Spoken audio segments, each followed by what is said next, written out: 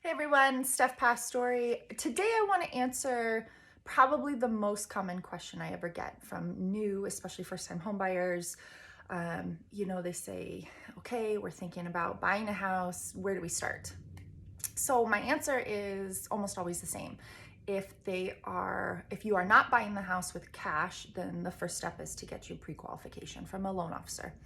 And there's several reasons for that. And I thought I would just walk you through them because I know that, especially for first-time homebuyers, when you first decide to, test the waters and get into the home buying market, you don't want to feel like you have to commit to anything. You want to be able to see some houses and make your decisions, and you don't want to feel pressured. And I totally get that. But once you have made the decision that you want to buy a house and intend to start looking at houses, you do have to have the pre-qualification. So the first reason is because most agents, myself included, won't show homes to buyers who don't have proof that they can purchase that house if they want to. So that's either proof of funds if they're paying for cash or the pre-qualification.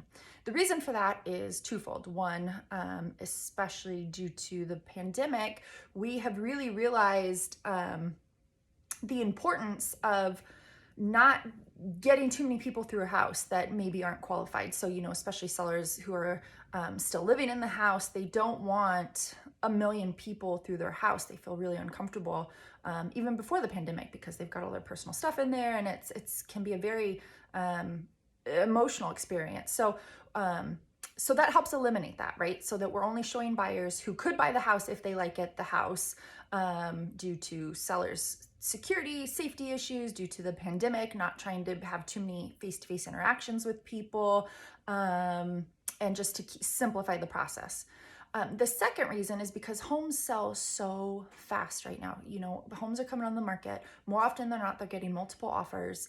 And if I were to take you to see a house and you didn't have a pre-qualification and you fell in love with it, we'd kind of be stuck. I mean, yeah, maybe I could get a lender on the phone that night and we could get you the pre-qualification, but you haven't had time to upload your W-2s, your pay stubs, whatever it is the lender needs to make it a really strong pre-qualification.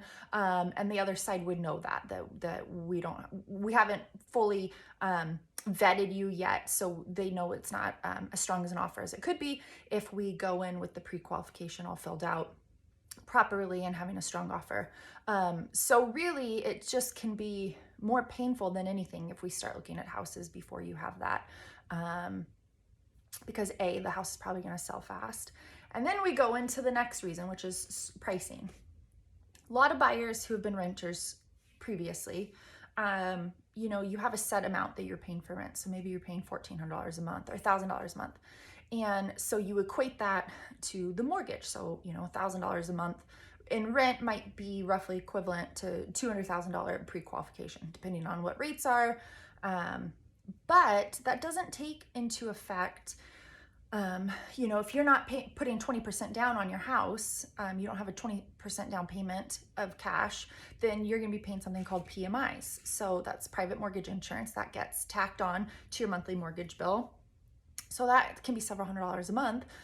Well, that reduces what you think you can afford at $200,000, right? Now, maybe you can only afford $175 because then the mortgage payment plus the PMIs gets you to that cap of what you think you can afford. The second reason is because maybe you have 20% down, you don't need to worry about PMIs, you've used a bunch of the mortgage calculators that are on the internet that are accurate. But what you haven't taken into consideration is what a lender has to consider, and they have to consider your debt to income ratio. So they're looking at things like that you might not consider because you think, well, I pay $1,500 a month rent and I've always done it and I'm comfortable with that payment. So I should be able to buy a $300,000 house. But it doesn't work that way because the lender is going to look at all your debts. So maybe you've got some student loans that have been deferred. Maybe you've got just any kind of bills, your total income plus the debt that you have, with a car payment, a cell phone bill, your credit cards, paying everything off. That ratio is too high for them to lend at the amount you think you want to lend on. So, you don't want to get it in your mindset that you can afford a $300,000 house without having that talk with the lender to prove that you can do it.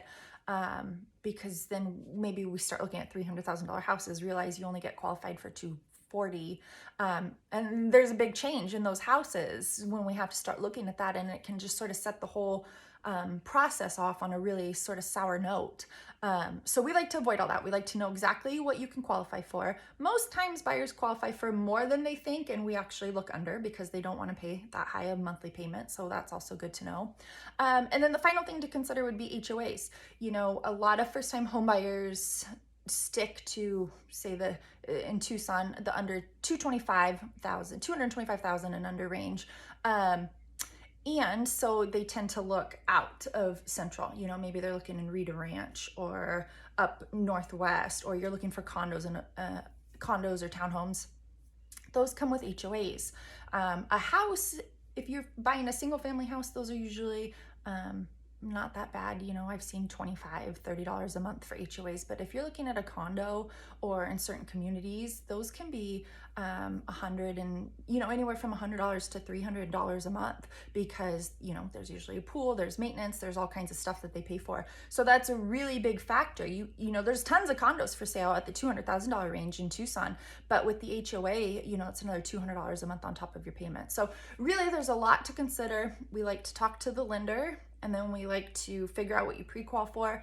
Then we talk what your max budget is so that we can put in, you know, what a maximum HOA is, and then really just build the process. But the pre-qualification really is a critical piece, and we can't move forward without it, because we need to have the numbers so that everybody's on the same page and there's not surprises down the line.